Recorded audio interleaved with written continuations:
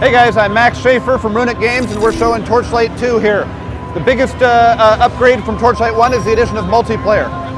We are offering land-based multiplayer as well as internet multiplayer and single-player offline.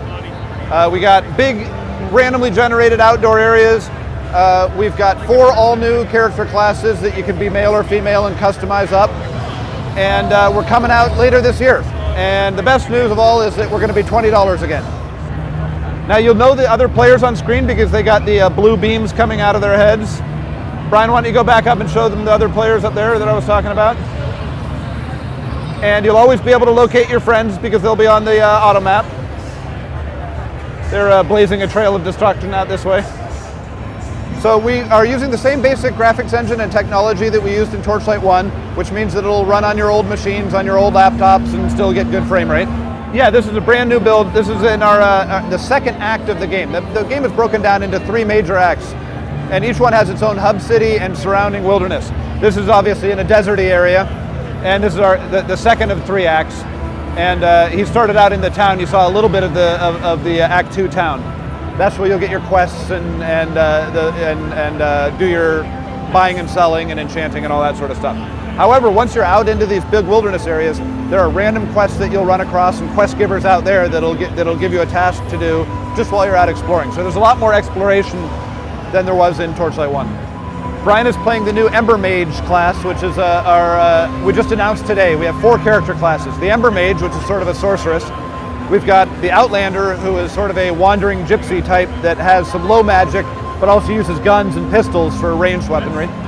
We've got the Engineer that used to be called the Railman, but we took out all the rails from the story, so we had to rename the character.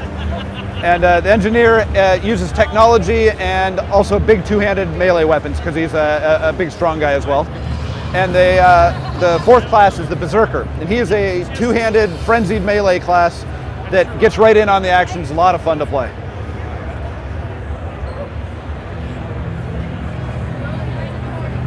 Just like Torchlight 1, we'll be releasing our development tools with the game, so the modding community can change virtually every aspect of the game, from new quests, new character classes, new items, new everything. These are the actual tools that we use in-house to develop the game. We haven't disabled them at all, and we expect the modding community to be able to really go nuts with them. And everyone's favorite feature from Torchlight 1, the pets, have made a return, so you'll still have a pet that'll fight alongside you, that has their own inventory. You can teach them skills, and you can send them back to town to sell your loot. Now, speaking of the way the loot works in the multiplayer game is you only see your own loot, and the other players see only their loot, so there's no rush to pick anything up because everything you see is yours and yours alone. Now, you can obviously trade them items after you've picked it up, but as far as the loot drops, you don't have to rush ahead or be in front. You can hang back and still get all your loot.